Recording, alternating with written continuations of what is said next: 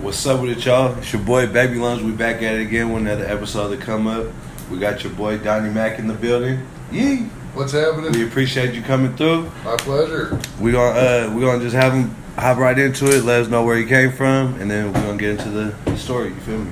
Yeah. San Francisco, all the way. Originally from the East Bay, though. Grew up in Concord. Lived all the way through California, Santa Barbara, San Diego, Santa Cruz, San Antonio, Texas. Nice. Who was you living with along that whole time? You grew up with both your parents, or? Yeah, I did. I grew up with both my parents. They're still married. They live out in Texas.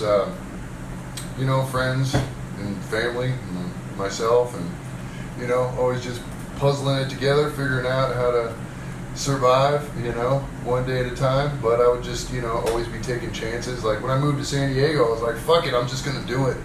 And I had like, $800, whatever the fuck. I just went down there and found a job and always just put faith in it and fucking took the leap. And it would be scary at first, right. But you know what? Everything always works out. You just gotta hustle. So that's the ticket.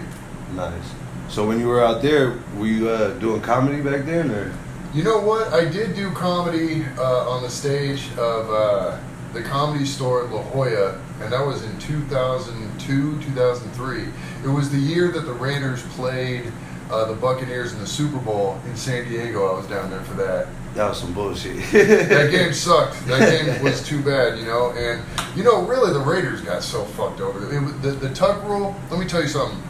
The tuck rule, from that point on, I basically stopped watching football because I was like, you know what, this shit's rigged. Right. Fuck this. This is bullshit. That was the year that they were going to go all the fucking way. Facts. And they just straight up got robbed. And it was literally from that point on, I was like, fuck the NFL. I'm done. I don't give a fuck anymore. I literally am done caring about pro sports really in general, except for golf and baseball. That's it. That's all I care about at this point. Yeah, it was a big fuck the NFL and fuck the refs. For sure, it's been fuck the refs since that, because they took that from us. Like you said, we were going all the way that year, for sure. Yeah, it was then. It just was very clear that the whole fucking thing is fixed. Right. So, what are you going to do? There's a lot of money involved. Of course they're going to fix this shit, motherfuckers. All right, so you was in San Diego for a minute. How long did you stay out there for? 1 year to the day. Okay.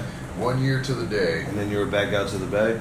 Where'd I go from there? Yeah, I came up to the Bay. I was living in a Filipino old folks home for a couple months. I was living with this old woman. She was 95 and she had Alzheimer's, and she was my roommate. And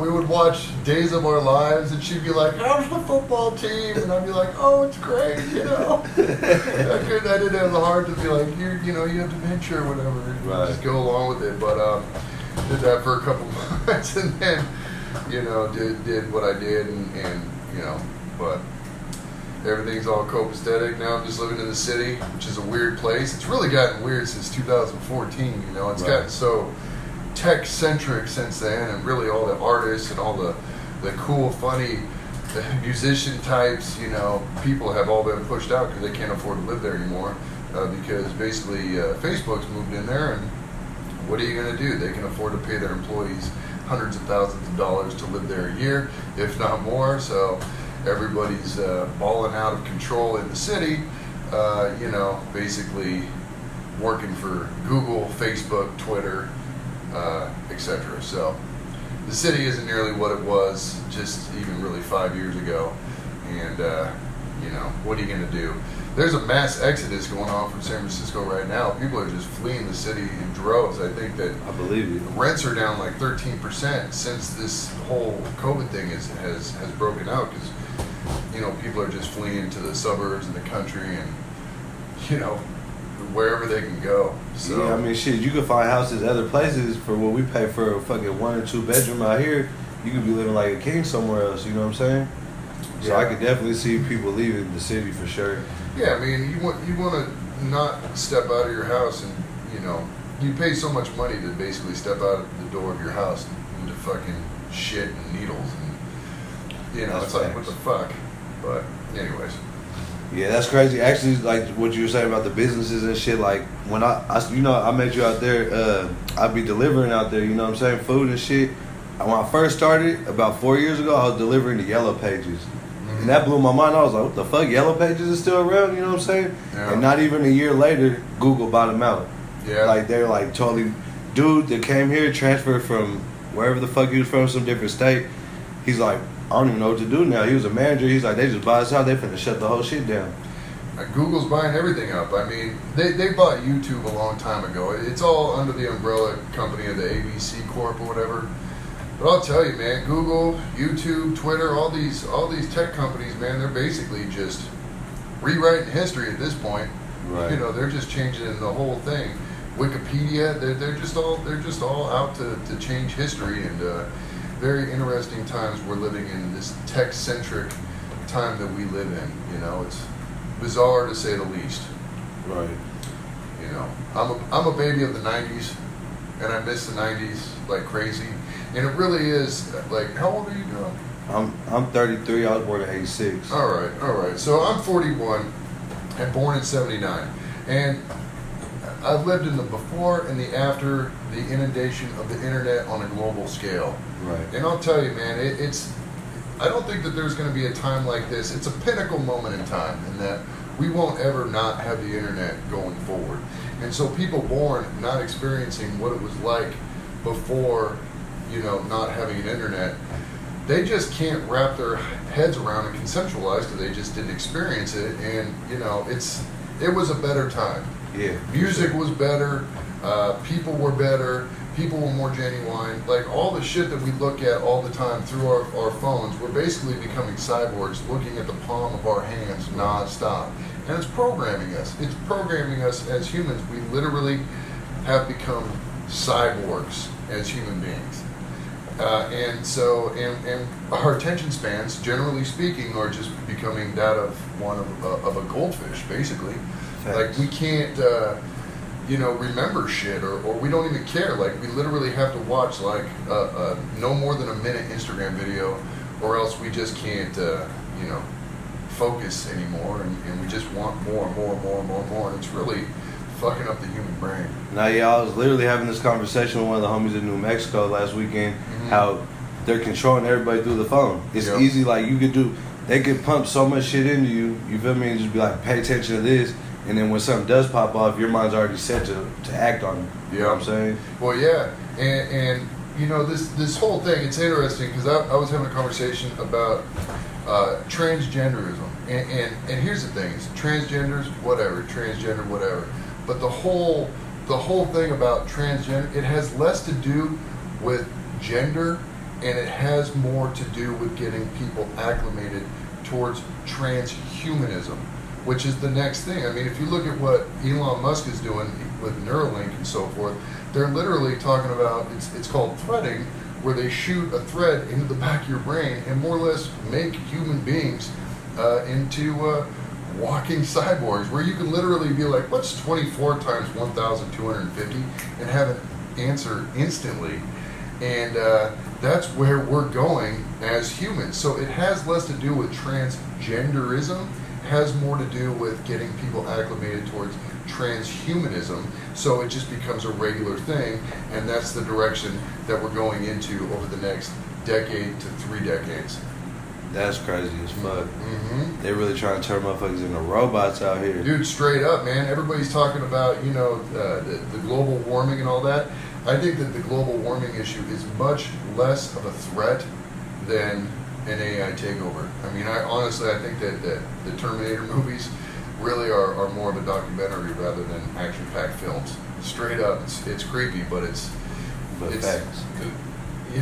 Time will tell. I mean, Google is close to coming out with the quantum computing. They're like on the cusp of having that technology, which is going to basically, the quantum computers are so next level that, they make a supercomputer look like nothing. I mean, it's just, they can crack nuclear codes. They can crack blockchain technology or crypto blockchain technology. I mean, it's just next level. So when that happens, we'll see where we're at. Yeah, that's gonna be a scary time, man. That's why they talking about chipping people up, putting the chip, like, fuck that shit. Dude, fuck that shit is right, man. That's straight up mark of the beast. And I've never really been too much of a religious person, although I do have an understanding of the Bible. I've read it and I understand it, and a lot of what is happening in the book of Revelations is actually kind of synonymous with the current times and could very well be the end of times. And we could very well see the second coming of Christ at this time. We'll see. I really don't know. Motherfuckers gotta be ready for whatever right now. You feel me? Like, I think for sure, we gotta be ready for the aliens to pull up. I've been waiting for that shit. My cousin don't believe me, but they coming. They may very well already be here, and you know, like through the DMT use, you know, if you think of like inner dimensions, we know how many dimensions existing and how many senses we got. We got the 5, 6 senses: taste, touch, smell, sight, hearing. But there's a lot more to the senses, and there's many more dimensions than we as conscientious human beings are aware of. And so what people are doing, you hear like Joe Rogan talk about this a lot with the DMT. Right. You know, the DMT tripping and kind of tapping into different dimensions, you know. Even Mike Tyson took it. He was talking about how he got blasted out. You basically get blasted out into the universe. And it's like a 15-minute trip. I think I seen that. He was like, Mike Tyson was like, yeah, everybody should try that shit. Yeah, because it's like a psychedelic, you know, like the acid or shrooms, I suppose, in a sense. But I think that this is even more intense. And you know, you can go down to Colombia or you know, South America, and you can go on these ayahuasca trips where they have a shaman there, right, and medicine doctors who basically watch over you as you drink the ayahuasca and you have a trip. So ayahuasca is one way to activate the pineal gland in the brain, which allows you to have this psychedelic DMT trip. And there's, yeah. I heard without using the drug, the only time you experience it is when you're born and when you die. Those two ways, but it's also when you dream. So. Oh, when you dream too. So it's. You never fucked with any of the ayahuasca or DMT or anything like that? No. I thought about it. I went down to Colombia 6 months ago. I was down in Medellin and Cartagena, but I looked into taking an ayahuasca trip. But when I was looking into it, I was a week out from going on my trip, and they said what you have to do is you have to prepare. And it's a 2-week preparation before, and then 2 weeks after your trip, you have to do X, Y, Z. It includes diet, you know, mental health, no pot. You basically have to just cleanse yourself and do a cleanse before you go down and do this ayahuasca trip. So I didn't have enough time to do that, and I really didn't have enough time in that. I wasn't down there for more than 10 days. But in any event, no, I have never experienced that. Right. But going back to what you're saying, yeah, you get an influx of it when you're born, and you get an influx of it when you die. And it's also what allows you to dream. And it's the pineal gland and the I don't think it's dopamine, but whatever secretes out of the pineal gland that, you know, allows you to have this experience. But anyways, there's other ways to basically experience this shit, and never mind, I don't want to go there yet. We can talk about that yet, but I want to touch on this. Basically, a lot of the elites and the people who are running the world, they know how to tap into this shit. Right. They do, and they are tapping into this shit.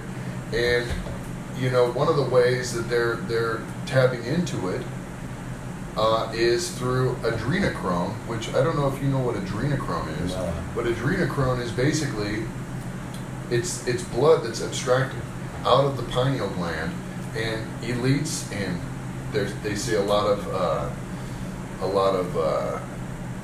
you know, actors and actresses, people in Hollywood, they all take this shit, and it's basically blood that's abstracted out of the pineal gland, and they sell this shit. It's really expensive, but it gets them all fucked up and they hallucinate, and it's evil because the ways that they're getting this blood out of the pineal gland is absolutely the most atrocious thing, and really makes me think even more so that there is good and evil in the world, because you know, it's, you can see, like in Stanley Kubrick's Clockwork Orange, there's references in the back when they're all sitting there drinking the milk. You can see on the back there's references to Adrenochrome. They make mention of it in Fear and Loathing in Las Vegas. There's several movies throughout history where they do make mention of it, and if you do research Adrenochrome, you're going to be scared. But I think within this next year, we're going to start to see that coming more to light and really seeing the level of evil that truly does exist on planet Earth. Just because the elites that run the world are, in my opinion, satanic, devil-worshipping, child cults and all that. Yeah, dude, cultish, child trafficking, sick, disgusting things. I mean, you see it with Jeffrey Epstein, and you see it with the Ghislaine Maxwell. Yeah. His it's happening out there for sure. It's happening, man, and it is coming to light, and it is kind of coming to the surface where people are starting to see, well, what the fuck is going on? What really is going on with these elites that are running the world? And it's creepy. It is next level creepy. And see, a lot of people, they can't really, like, humans are inherently good for the most part. Most people are good, so they have a blind spot to how evil the people that truly do run the world are. Yeah, a lot of motherfuckers like to believe, like, oh, that's just movies and shit like that. Like, nah, bro, like, that shit's really happening out here. Mm-hmm. Like, motherfuckers was really conscious. Just do a little bit of research. That's all you gotta do. Yeah, I dug in a little bit, and I had to get the fuck up out of there because that shit is sick. Oh my God. You can go on the dark web, if you want to go through and really see how deep it goes. If you wanted to go on the dark web and see how deep this shit goes, how deep the rabbit hole goes, you'll see some shit that's like, what? Remember that dude Anthony Weiner? Anthony Weiner, who got arrested? He was a senator out of New York. Yeah. And his wife, Uma, whatever her last name was, she was a top aide to Hillary Clinton. You can go onto YouTube and see videos of people describing a video. So Anthony Weiner, he got arrested. He had a file on his computer, his laptop, which was, the New York PD had it. Apparently the most hardened criminal investigators had to get therapy after, couldn't watch it. Pictures and shit that was up in there. And the videos was next level. Apparently, and there's video, you can YouTube this, where somebody's on the dark web watching the video of Hillary Clinton and Uma, whatever her name was, Anthony Weiner's ex-wife, where they have a 12-year-old girl chained to a bed, okay? And this is a video that's on the dark web. Yeah. And why the whole Hillary email scandal, one of the reasons why the Hillary email scandal is such a big deal, but they've got a 12-year-old girl chained to the bed, and they're all high, fucked up, and they torture this girl. And I'm not going to go into graphic detail, but to make a long story short, they take a knife and pluck the pineal gland out of her brain while she's alive. And the reason why they do that is because the torture excites the pineal gland and makes it more potent, to make their trip more potent when they eat the pineal gland. So they trip. Hillary Clinton digs the pineal gland out of this 12-year-old girl's head, offers it to Uma. She declines. Hillary takes a bite and then passes it, and then they eat it, and then they just have this, out-of-body experience where they're, tripping. And so that's crazy as fuck. It is crazy as fuck. It's next level. What the fuck? And so these are the people that run the world. We're talking about a pyramid of elites where you have, the Rockefellers. You've got these people that run the Fed and have been running the money of the United States and the world for forever, and multi-zillionaires. And then it goes down where you have George Soros right under there, you have Hillary Clinton, you got all these players, and it's like a big pyramid scheme. Like, a lot of people will talk about this deep state or whatever. So deep state, it's basically like a pyramid scheme where they're just running all sorts of illegal, nefarious shit, and really the level of how corrupt not only the United States government is, but really the world. Well, shit. Speaking of corrupt, that's one thing. That's one thing I wanted to touch base with you too, because we got that going on right where we're from. Like with fucking what's his name? You had a little skit about him. Gavin Newsom. Gavin Newsom and Nancy Pelosi. Like My cousin Ben saying Nancy Pelosi was part of a fucking crime family. You feel me? Like the Pelosi crime family or whatever. Straight up. Her dad used to run heroin for the Italian mob way back in the day. There's been 4 families that run California for the past 80 plus years. Right. It's the Pelosi's, the Gettys, the Newsoms, and the Browns, and they've been running California for like 85 years, and they're crooked as all get out, man. Dope money. It started on dope money. Dude, straight up dope money, and they run California. And look at California now. How's it doing? It's fucked up. Right. You see it, like you said, from 2000, early 2000s to now. I mean, it's been fucked up. You feel me? Compared to back in the days. Yeah. And I'm just speaking from a 33-year-old. You feel me? So I can only imagine how better it was before that. But I think it has a lot to do, like you said, with technology. I'm so glad that shit kind of went over my generation and went to the next one, because that shit would have been dangerous for us. I ain't gonna lie. I'm glad a lot of that shit was off camera. Yeah. You know what I'm saying? Like Instagram and all this shit. I couldn't imagine all that shit back in the day. Yeah, I mean, capturing everything on film, it's you know, it's not good, and really has turned human beings into just absolute narcissists. You know, and is programming people. There's nothing good coming out of technology. We're going in the opposite direction, unfortunately. And you know, what are you gonna do? You know, it's a double-edged sword. Technology is awesome in one hand, in that I can look up ways and get to wherever I need to be, or whatever. But I mean, ultimately, Facebook, all it is a governmental tracking thing where they just collect your data to ultimately get us into, you know, a social credit system where you as an individual are scored on a system of what you posted, what you put out there. None of it is good. None of it is. And it's actually a step before the chip. You feel me? Because you're you're basically letting them know where you're at. Even if you don't, Totally. even if you don't post where you're at, it's all linked into your locations and all this shit. You post a picture, whether you say it or not, it says it like where you're at. Yeah. Dude, Facebook is Hitler's wet dream. In that people just give their information, where they're at, what they're doing. And it's like, you know, everybody's so wrapped up in their world, they think that they're so important because they got, you know, a few thousand followers or whatever. It's like, you know what? You're just full of shit, you know? You're full of shit. I think the number one answer for what high school kids in this day and age, what they want to be, like 60% of them answered influencer. It's like, what? Really? That's what you want to be? People should be thriving to stay under the radar at this point. But you're right, man. You talk about chipped. We're already chipped. Yeah. Because we give away our identity when we check in at wherever the fuck we are when we're, you know, trying to flaunt on Facebook. Right. So, well, let's talk about some of the good things on Instagram and all this shit now, because that's what I was gonna ask you. Like, what led you to meet Troy Moy and all that? You feel me? Like, y'all linked. How was that introduction? I mean, I've known Stroy for 15 years, since he was, you know, he was 18. He may have even been younger when we were hitting open mics in San Francisco, but, you know, we just known each other through, you know, stand-up comedy for years, and we were friends, and so he let me, you know, be the white guy in some of the videos. And Pure comedy. If you guys haven't checked it out yet, go do so, because that shit is hilarious.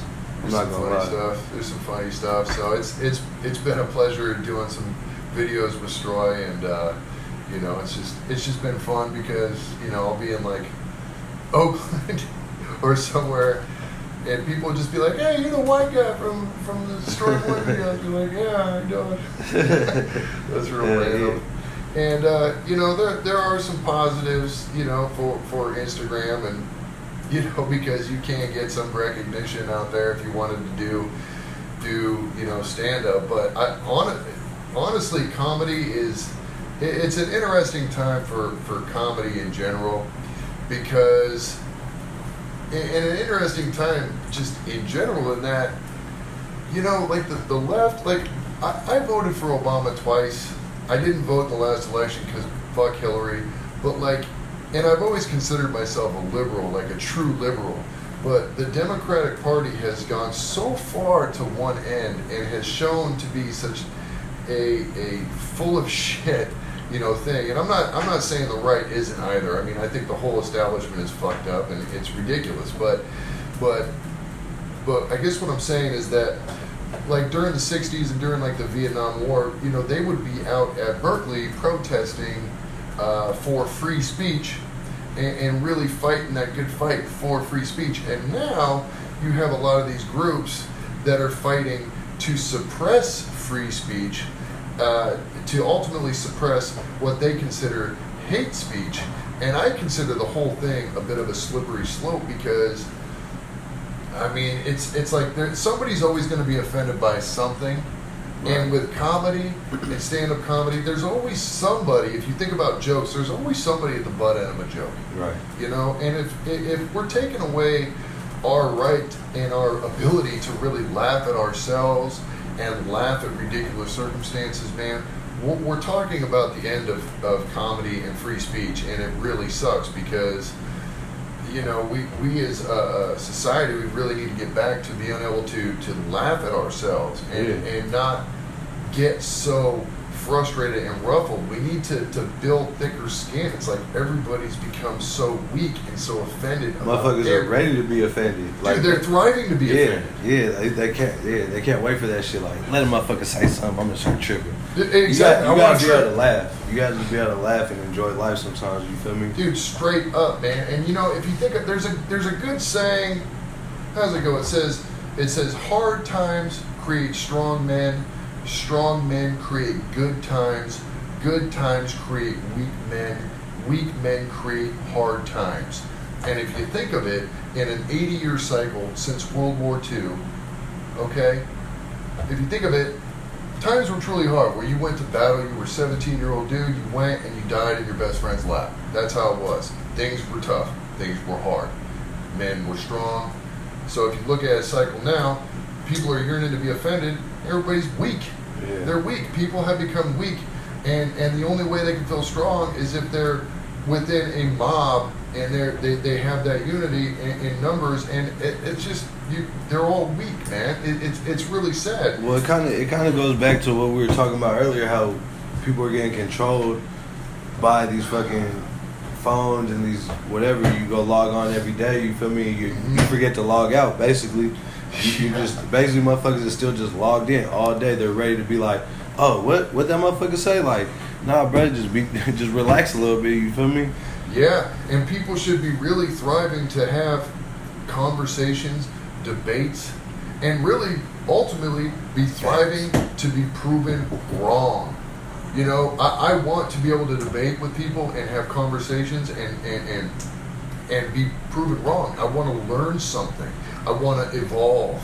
But you know what? I'm not able to do that because people just won't have the conversation. And I'm finding it really more with the people on the left because I'm all over the place. I go down to San Antonio, Texas. I kick it. I'm in the country, and I'm kicking it with, you know, Vaquero, Tejano dudes, you know, that I just know through a community of Tejanos randomly. But to make a long story short, a lot of these folks down there, they're all Hispanic and they're all Trump supporters, you know, and they came into the United States legally, and they don't want illegals. They don't support illegals.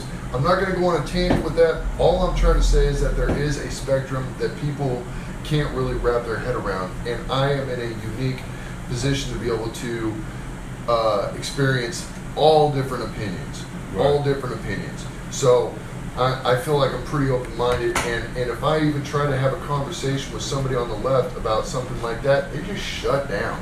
And it's like, that's fucked up. That's fucked up because, like you said, two motherfuckers should be able to debate and walk away and agree, disagree, whatever. But at the end of the conversation, it'll be like, all right, for sure, I respect your opinion, and that's what it is. Because that's all it really is. Everybody's opinion. Everybody got one. You feel me? Yeah, and people really need to be doing their homework. They need to go and they need to, you know, if you do debate, you need to have your reliable sources, your statistics, your facts in place, and really educate yourself.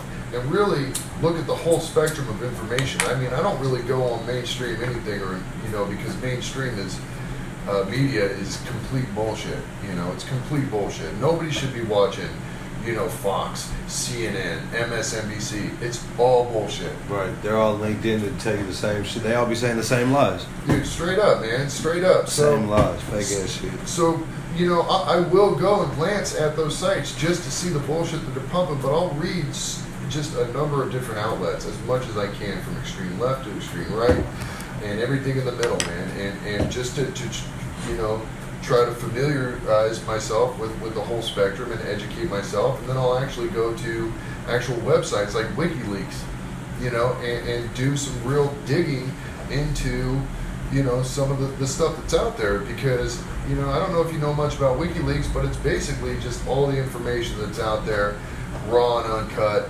and you can go and you can look at emails like, you know, this current administration has been releasing emails through WikiLeaks, and it's showing some of these emails that are showing, you know, some of the Clinton things, and General Flynn, and you know, even Roger Stone. There's a lot of controversy about Roger Stone being pardoned by the current administration. And to make a long story short, the point is that people should really, really be digging and yearning for truth rather than yearning for bullshit. Instead of just believing everything you fucking see on the internet, you gotta go do your own homework. Dude, straight up, man. Like, it's so often we just want to believe what we want to believe, and often the times that ain't the truth. We just disregard that because we naturally gravitate towards what we want to believe. So, and so much of it is like just cognitive biases, and that if you're born in a household that's been extreme liberal all your life, at your mom and dad, your environments, XYZ, you're naturally going to gravitate towards that.